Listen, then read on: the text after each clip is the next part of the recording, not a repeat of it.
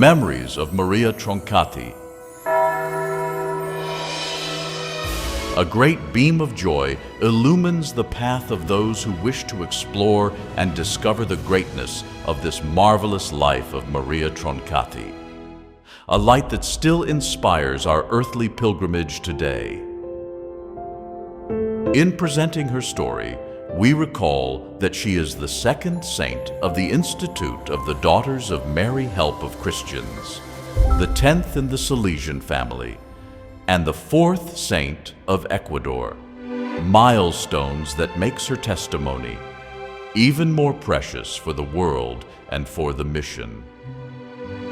Having lived and worked alongside a person who is about to be declared a saint is a special gift and a special privilege.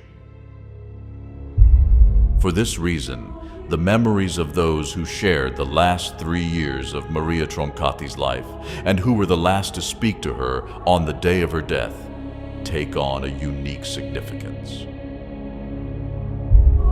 In our journey through the origins of this saint, we will hear some testimonies from our Salesian coadjutor brother Cosimo Cosu, who knew Maria Troncatti closely, so that his voice may become for us a source of inspiration and hope.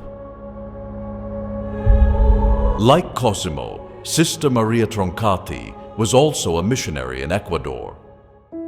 She was born on February 16, 1883, in Cortenogolgi, Brescia, Italy, into a large and deeply Christian family. From an early age, she showed spiritual vivacity, a love for prayer, an openness to the Salesian charism.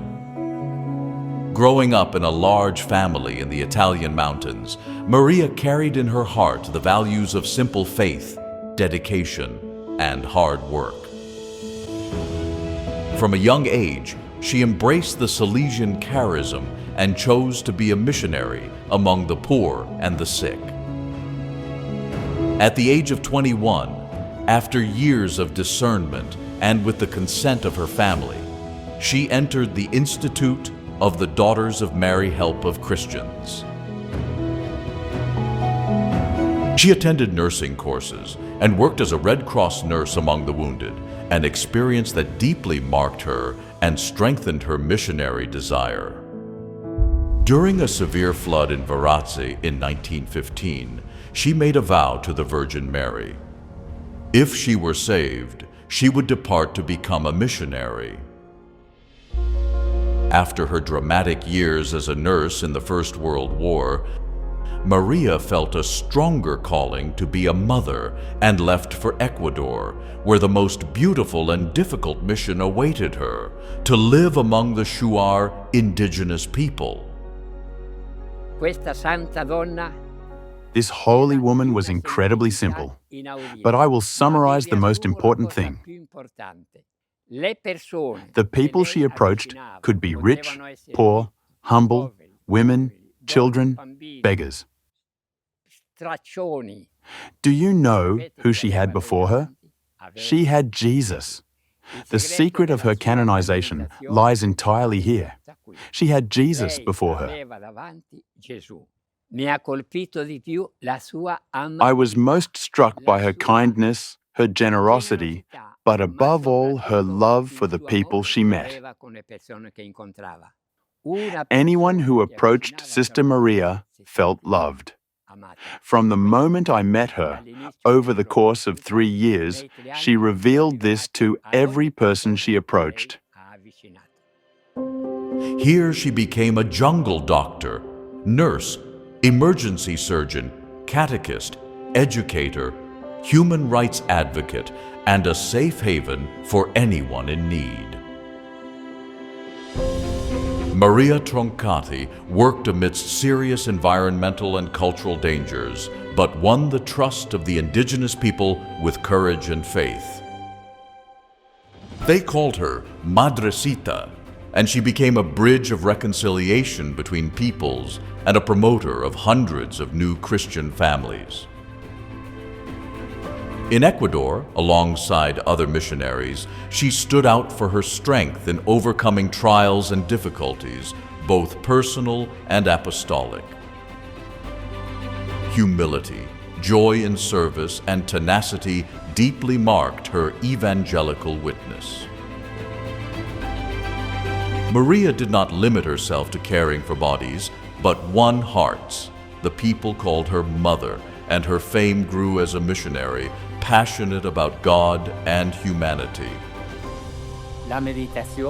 She was the first to arrive at the chapel for meditation. In the morning, we used to compete to see who would arrive first. She usually arrived first and would and talked to her little Jesus because she was in love with Jesus. She transposed this love onto the people she met every day. In her daily life, her holiness was manifested in her smile, her listening, and her spirit of reconciliation. Her virtues were expressed in silent gestures, in small miracles of hospitality, in her ability to sow peace and hope among the indigenous people and the settlers. Look, the first virtue is humility. Humility. This humility has an inseparable sister. Do you know what her name is? Her name is Charity. These two go together, and Sister Maria lives in unity. But she was a nurse. She was like that with her sisters, but with people it was different. With her people, Maria was a mother, a little mother, a mummy, a little mummy. What did I learn from Sister Maria Troncatti? To love the people that the Lord places before us every day. It is this heartfelt devotion, but above all, I repeat, this love is heartfelt towards the people she approaches, mother, mummy. In spiritual dialogues with those who approached her, she revealed herself to be a wise and maternal guide. The greatness of Maria Troncatti is also revealed in her final choice.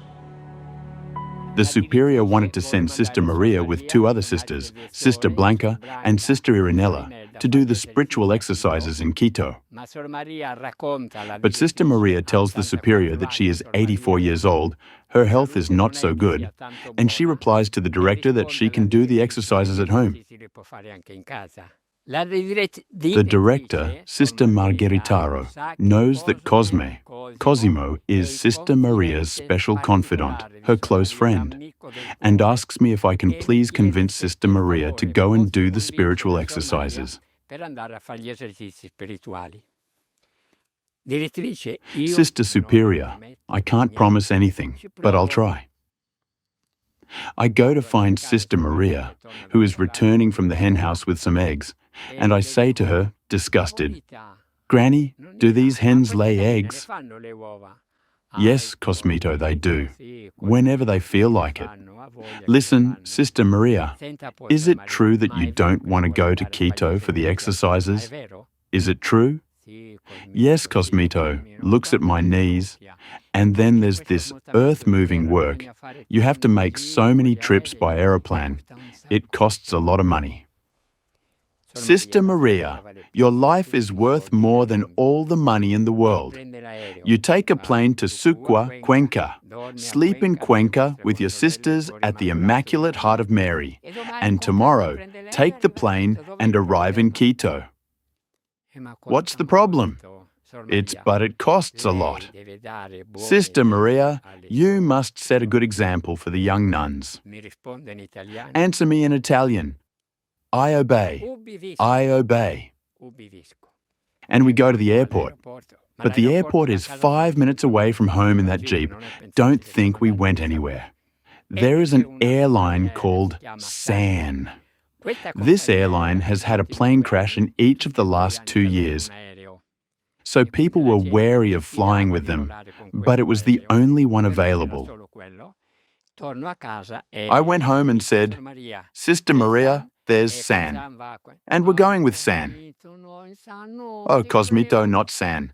No, please, we don't want to go with San. And I understood. I looked her in the eyes and asked, Sister Maria, you're afraid of dying, aren't you? Death was written all over her face, and neither she nor I knew it. Sister Maria, are you afraid of dying?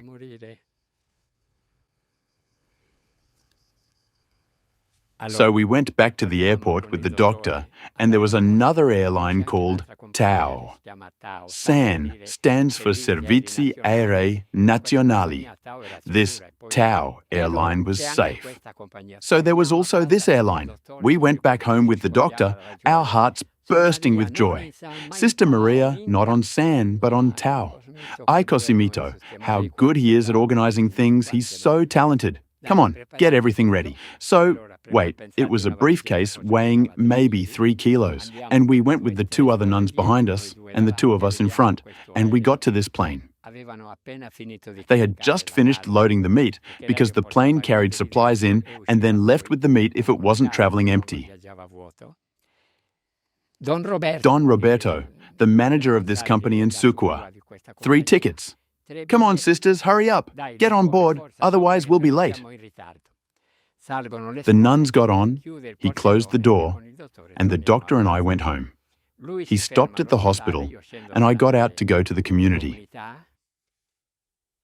When I arrived at the door to enter the house, the son of the manager of the Tau company, Gustavo, called me and said that Tau had crashed.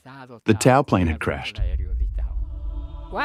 When this plane, loaded with meat, was overloaded, they didn't weigh it, but went by eye. When this plane goes to the end of the runway to pick up speed, it can't lift more than 6 meters, 5 to 6 meters.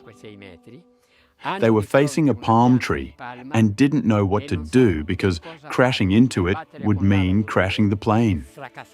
They made a reckless maneuver and the plane fell to the ground. The opposite door opened, where Sister Maria and Sister Blanca were being held, and they were thrown out with a seat with everything. Sister Maria died instantly. Sister Blanca was paralyzed her whole life. She died 6 or 7 years ago in Cumbaya, where there was a home for elderly nuns. The day after, we held the funeral, and as we were going to the cemetery, there was a big rainbow in the sky, stretching from east to west. She humbly accepted all trials of obedience right up to her last journey in 1969 to attend a spiritual retreat. Shortly after takeoff, she died tragically in the Sucua plane crash. It was during that last trip that her life, offered entirely to the mission, found its fulfillment in silent martyrdom. Today, Maria Troncatti is recognized by the Church above all as a witness of heroic charity and proclaimed a saint mother, missionary, and artisan of peace and reconciliation.